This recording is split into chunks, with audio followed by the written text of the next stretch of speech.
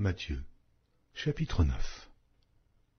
Jésus étant monté dans une barque, traversa la mer et alla dans sa ville. Et voici, on lui amena un paralytique couché sur un lit. Jésus, voyant leur foi, dit au paralytique, « Prends courage, mon enfant, tes péchés te sont pardonnés. » Sur quoi, quelques scribes dirent au-dedans d'eux, « Cet homme blasphème. » Et Jésus, connaissant leurs pensées, dit, « Pourquoi avez-vous de mauvaises pensées dans vos cœurs? Car lequel est le plus aisé de dire, « Tes péchés sont pardonnés » ou de dire, « Lève-toi et marche ». Or, afin que vous sachiez que le Fils de l'homme a sur la terre le pouvoir de pardonner les péchés, « Lève-toi, dit-il au paralytique, prends ton lit et va dans ta maison. » Et il se leva et s'en alla dans sa maison. Quand la foule vit cela, elle fut saisie de crainte, et elle glorifia Dieu qui a donné aux hommes un tel pouvoir. De là, étant allé plus loin, Jésus vit un homme assis au lieu des péages qui s'appelait Matthieu. Il lui dit, « Suis-moi. » Cet homme se leva et le suivit. Comme Jésus était à table dans la maison, voici, beaucoup de publicains et de gens de mauvaise vie vinrent se mettre à table avec lui et avec ses disciples. Les pharisiens virent cela, et ils dirent à ses disciples, « Pourquoi votre maître mange-t-il avec les publicains et les gens de mauvaise vie ?»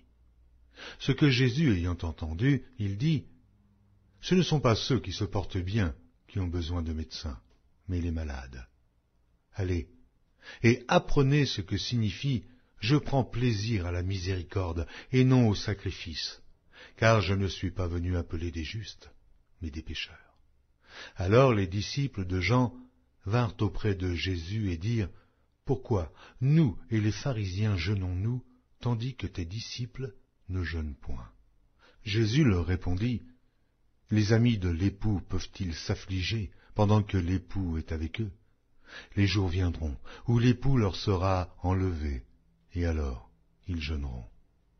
Personne ne met une pièce de drap neuf à un vieil habit, car elle emporterait une partie de l'habit, et la déchirure serait pire. On ne met pas non plus du vin nouveau dans de vieilles outres, autrement les outres se rompent, et le vin se répand, et les outres sont perdues. Mais on met le vin nouveau dans des outres neuves, et le vin et les outres se conservent. » Tandis qu'il leur adressait ces paroles, voici, un chef arriva, se prosterna devant lui et dit, « Ma fille est morte il y a un instant. Mais viens, impose-lui les mains, et elle vivra. » Jésus se leva et le suivit avec ses disciples. Et voici, une femme, atteinte d'une perte de sang depuis 12 ans, s'approcha par derrière et toucha le bord de son vêtement. Car elle disait en elle-même, « Oh, si je puis seulement toucher son vêtement, je serai guéri. » Jésus se retourna et dit en la voyant, « Prends courage, ma fille, ta foi t'a guérie. » Et cette femme fut guérie alors même. Lorsque Jésus fut arrivé à la maison du chef, et qu'il vit les joueurs de flûte et la foule bruyante, il leur dit, « Retirez-vous, car la jeune fille n'est pas morte, mais elle dort. » Et ils se moquaient de lui. Quand la foule eut été renvoyée, il entra, prit la main de la jeune fille, et la jeune fille se leva. Le bruit s'en répandit dans toute la contrée. Étant parti de là, Jésus fut suivi par 2 aveugles qui criaient « Aie pitié de nous, fils de David !» Lorsqu'il fut arrivé à la maison, les aveugles s'approchèrent de lui et Jésus leur dit « Croyez-vous que je puisse faire cela ?» « Oui, Seigneur, lui répondirent-ils. Alors il leur toucha leurs yeux en disant « Qu'il vous soit fait selon votre foi. » Et leurs yeux s'ouvrirent. Jésus leur fit cette recommandation sévère. « Prenez garde, que personne ne le sache. » Mais dès qu'ils furent sortis, ils répandirent sa renommée dans tout le pays.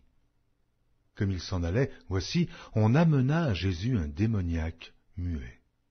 Le démon ayant été chassé, le muet parla, et la foule étonnée disait, « Jamais pareille chose ne s'est vue en Israël. » Mais les pharisiens dirent, « C'est par le prince des démons qu'il chasse les démons. » Jésus parcourait toutes les villes et les villages, enseignant dans les synagogues, prêchant la bonne nouvelle du royaume et guérissant toute maladie et toute infirmité. Voyant la foule, Il fut ému de compassion pour elle, parce qu'elle était languissante et abattue, comme des brebis qui n'ont point de berger. Alors il dit à ses disciples, « La moisson est grande, mais il y a peu d'ouvriers. Priez donc le maître de la moisson d'envoyer des ouvriers dans sa moisson. »